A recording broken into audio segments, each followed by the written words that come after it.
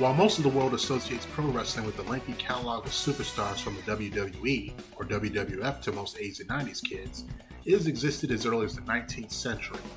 While it was purely competitive in its early years, the sport would then evolve into a form of entertainment through scripted choreography, or kayfabe, starting in the 1920s. In the 1940s, the golden age of pro wrestling would take form, bringing the rise of local and international sensations such as Gorgeous George, Rikito-san, and a granddaddy of luchador wrestlers, El Santo, all three of whom have popularized the sport in the US, Japan, and Mexico respectively. While there was a decline of interest in pro wrestling in most regions during the 1970s, a new take on the sport would make its mark in 1960 in Japan, Zenihon Joshi Pro Wrestling, or Zenjo for short, which translates to All Japan Women's Pro Wrestling.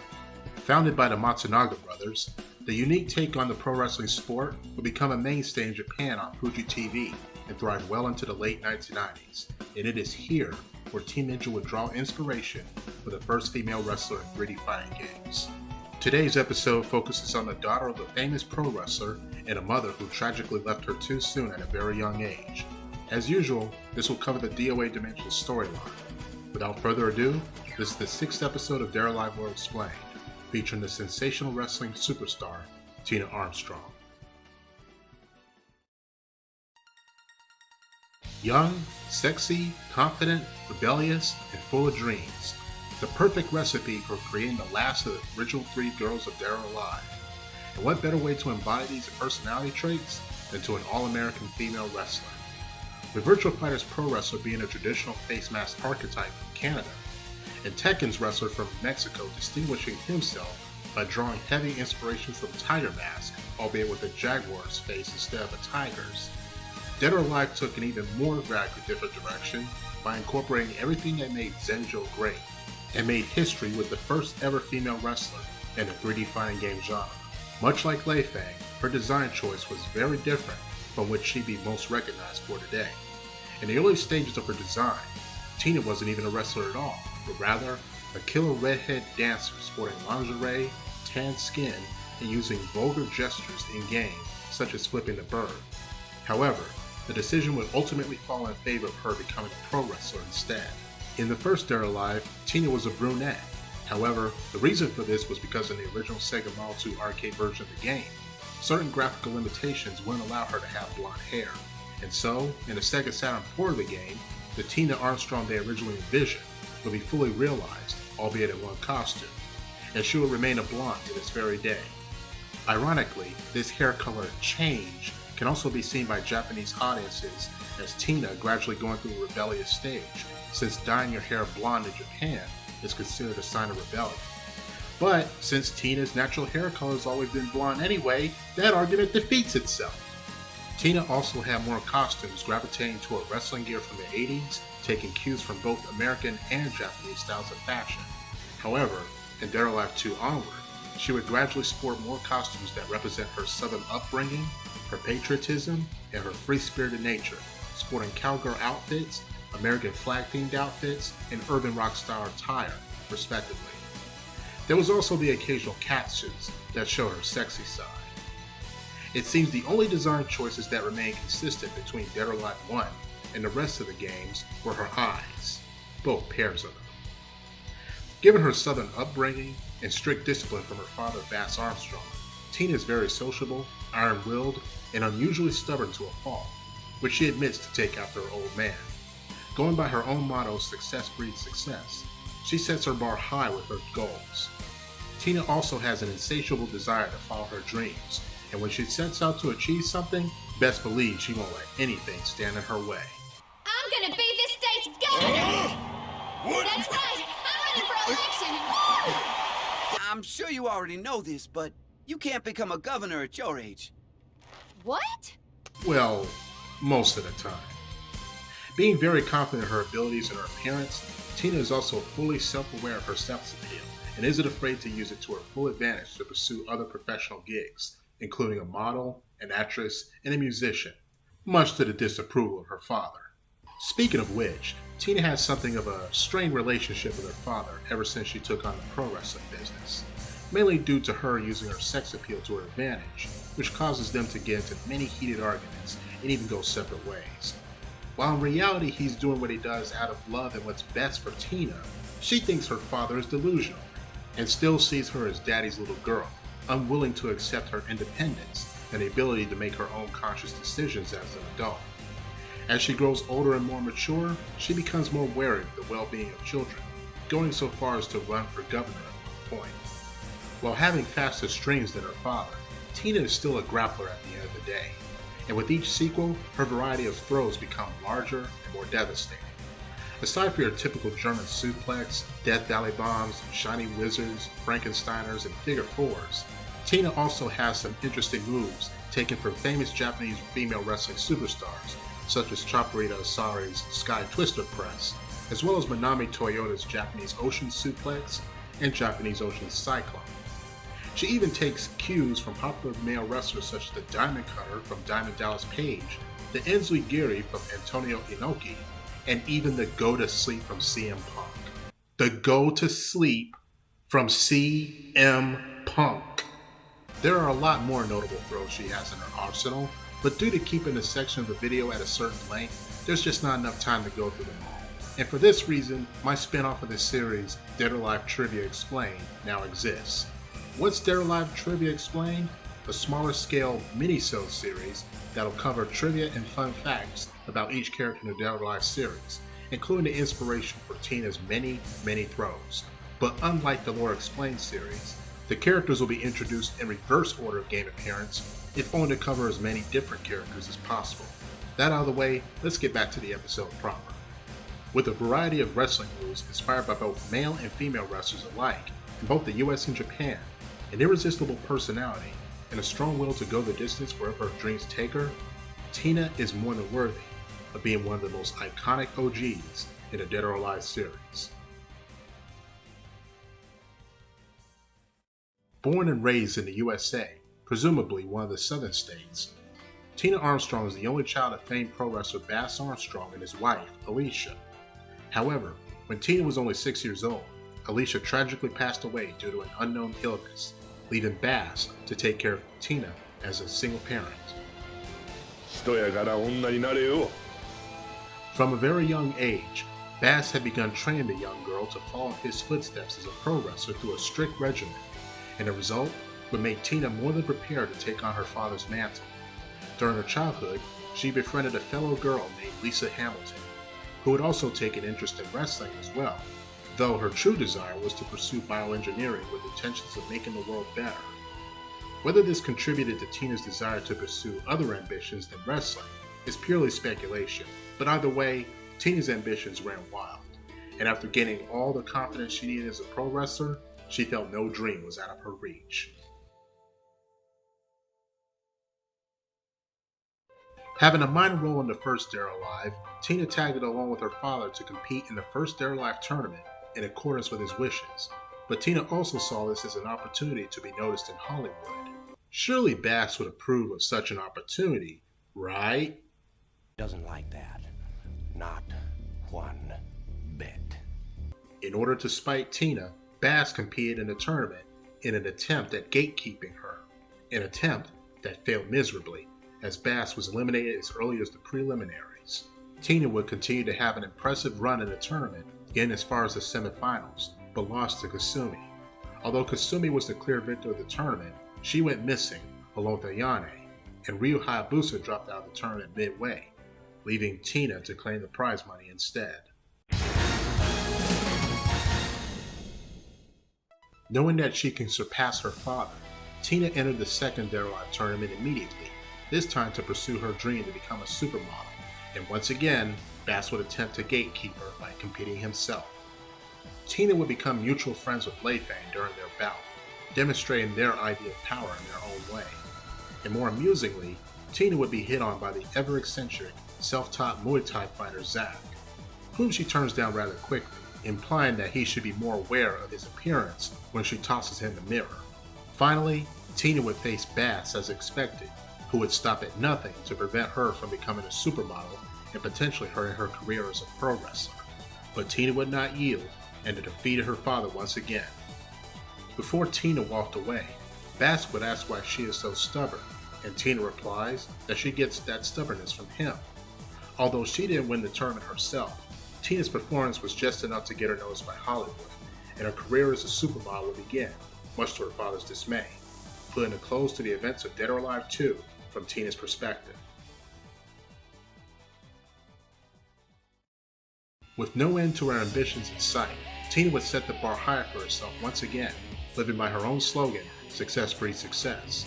This time, Tina wanted to be a full-on movie star, and entering the third Dead or Alive tournament would give her the public push she needed for just that. During a casual conversation with then-new competitor and mutual friend Tommy, Bass would listen in on her plans, and guess what he does? Seriously, just guess. That's right, he joins the tournament to gatekeep Tina again. He's starting to remind me of another Bass I know. Mega Man, today we finish this.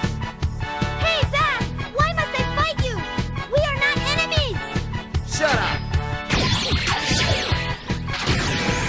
Ah! Dad, you'll have to take care of this some other time. No!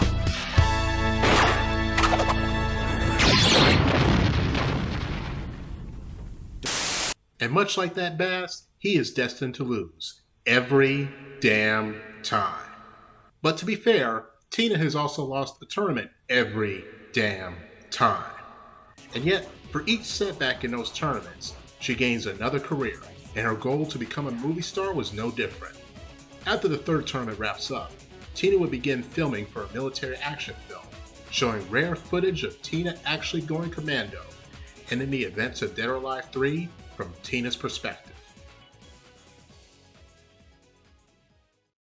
Okay, I'll be the first to admit that narratively, there isn't much to say about Dead or Alive Xtreme Beach Volleyball. Zach tricks all the girls in the Dead or Alive tournament to attend a 2-week vacation after buying his own private island. They leave, the island is destroyed by a volcano. I totally get it. How could this possibly be relevant to Tina's story? Well, it's simple, Lisa Hamilton.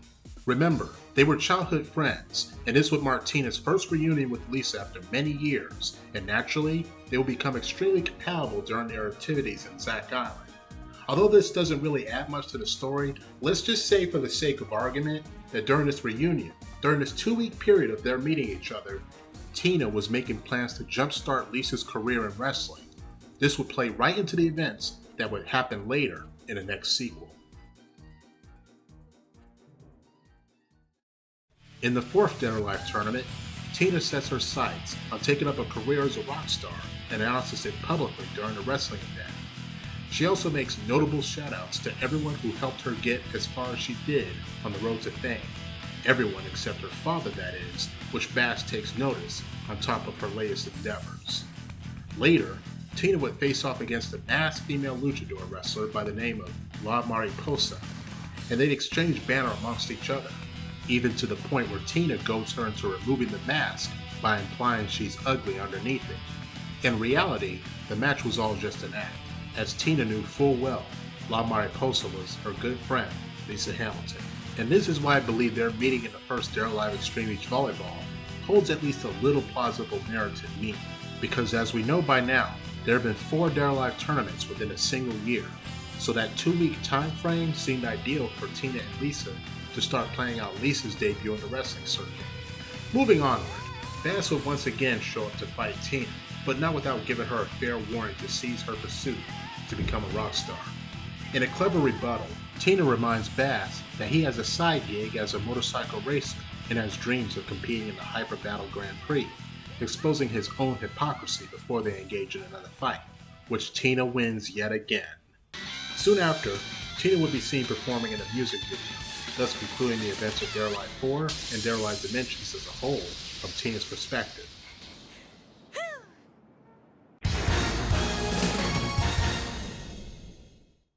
2 years after the events of Dead or Alive 4, Tina would keep a low profile in the streets of New York, until one day at a local bar, a bartender on duty, the newcomer MMA fighter Mila, notices Tina right away, being a huge fan of her father, Bass Armstrong. You're Miss Armstrong, aren't you? You recognize me? I have a shout in. Oh my God! Bass Armstrong is your father, isn't he? Well, Yeah? I've been a fan ever since I can remember. You don't look like a wrestler. MMA, right? Yeah. You're all right, kid. Hey, I'm empty. Give me another drink. Coming. If you're serious about entering, maybe I could help you get ready? Do a little sparring with you? Wait, you do that? That'd be awesome! Actually sparring with the Bass Armstrong's daughter? I'll get ready right now! Not wanting to shirk an opportunity, Mila pleads to train with her at Maxwell's gym as soon as possible, and the two would leave immediately. So immediate, in fact, that Mila forgot to serve a drink for Brad Wong, who was in the bar long before Tina showed up. Customer service much? A few hours later, the two would spar at the gym, and Tina would take a short break. During that time, Brad Wong shows up at the ropes of the ring, reminding Mila that she never served her his drink back at the bar, and the two begin fighting. Okay, time out. Let's process this shit. You mean to tell me that Brad Wong followed a girl from her job all the way to the gym and then decides to fight her out of the blue because she didn't serve him a drink? Now, I don't know how people do things in DOA world, but in the real world, we call that shit stalking. I'm surprised Mila didn't press charges after that, but instead she's like, okay, I'll fight you, I guess. And just when you thought it couldn't get any more awkward, this happened. Hey, Brad, what do you think you're doing? I want some of that action, too. Okay, so maybe things were lost in translation and the writers didn't know it would be taken out of context. Maybe I'm just tripping. Maybe I'm looking too much into it. Perfect. Time for a little tag team. Wow! Since when did you become the physical type? Know what? Forget what I said. They knew exactly what they were doing. And you know what? I can't fault them for that. Looking back at this scene 9 years later, it's even funnier than I remember it. Moving on! Elliot enters the gym with groceries for him and Brad to share. But after seeing Brad fight in the ring, he wants to join in as well. Tina surprises Elliot from behind and proposes to do a tag match.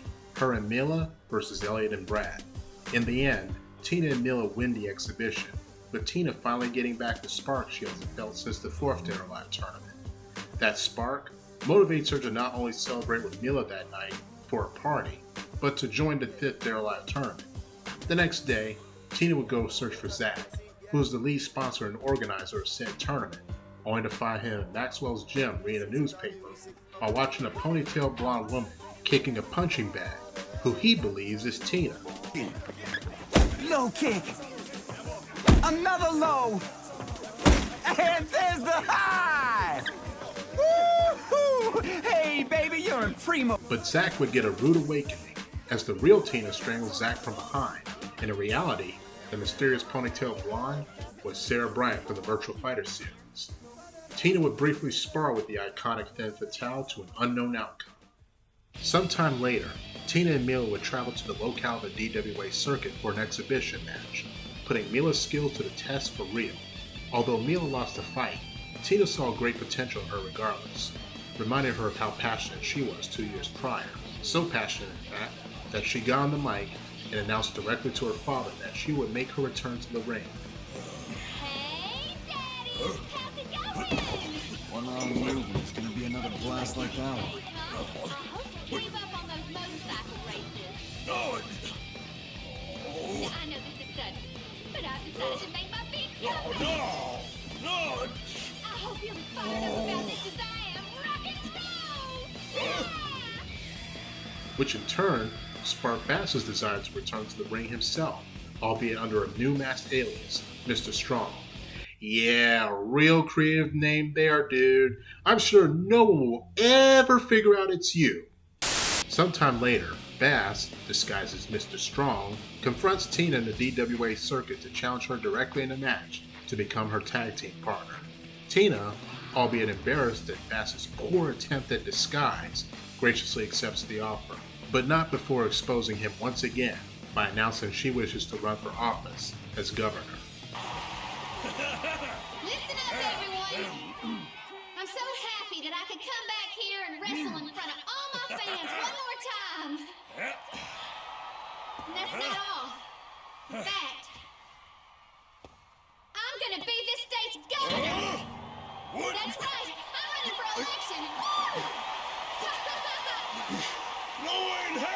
You can't be governor!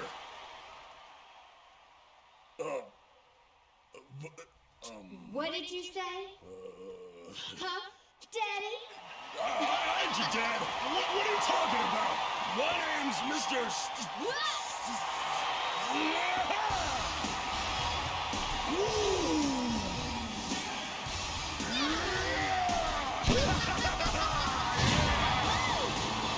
With father and daughter reunited on good terms, the two of them participate in the fifth They're Alive tournament. And even though neither of the two would win, their fighting spirits were reignited all the same, thus ending the events of They're Alive 5 from Tina's perspective. Not too long after the fifth They're Alive tournament, Tina would fly back to New York, train with Zach at Maxwell's gym, and discussing her latest ambition to create a better society for children. Hence her desire to run for office as governor.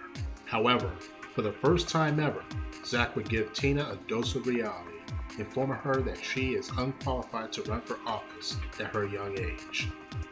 Sometime later, Tina would train Mila at the gym as usual, when suddenly a familiar face would arrive at the doorstep. A familiar face we had once presumed to be dead. Concerned about her long absence, Tina asked if Lisa was okay, and Lisa insisted not to worry. In response, Tina let Mila train with Lisa for a while. At the DWA circuit, Tina and her father would formally announce the branding of their new tag team, dubbed The Muscle.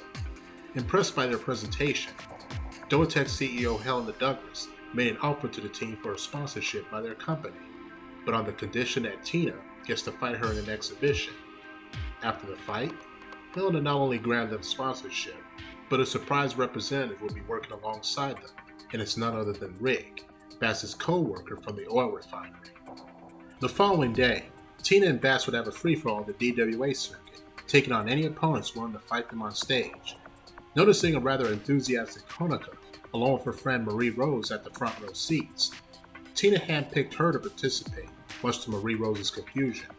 Although having supernatural photographic memory of many techniques, it just wasn't enough for Honoka to defeat Tina in the ring.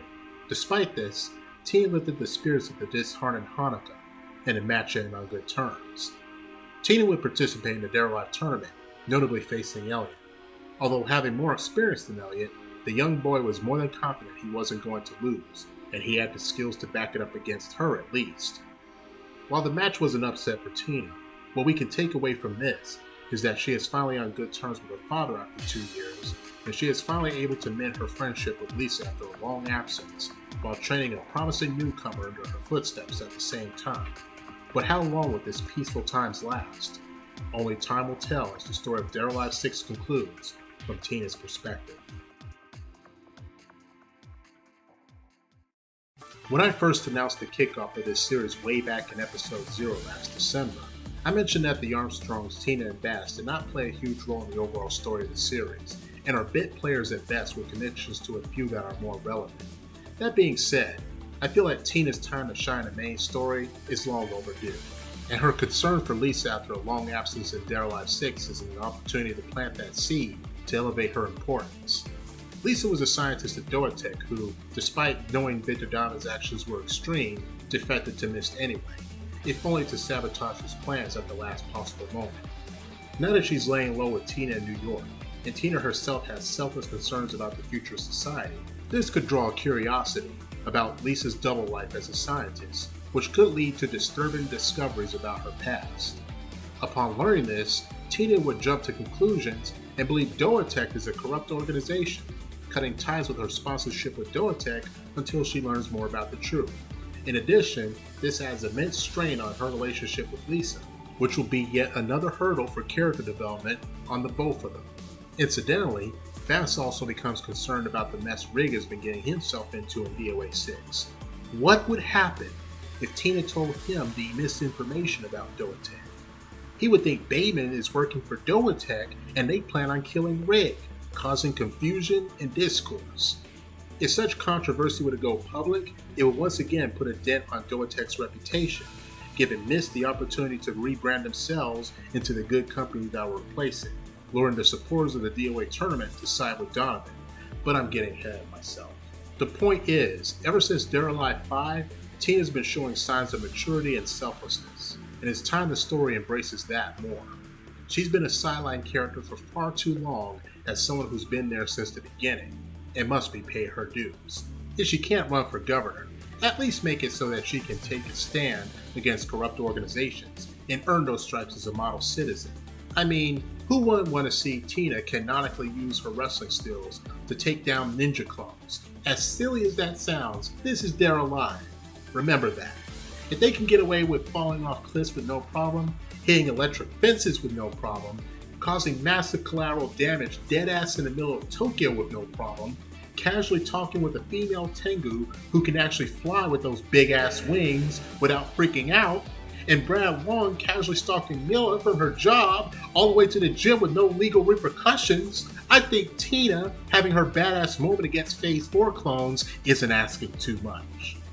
Whatever direction they take Tina, as long as the American dream lives on outside the ring, you can bet your ass Tina will chase it. That's you!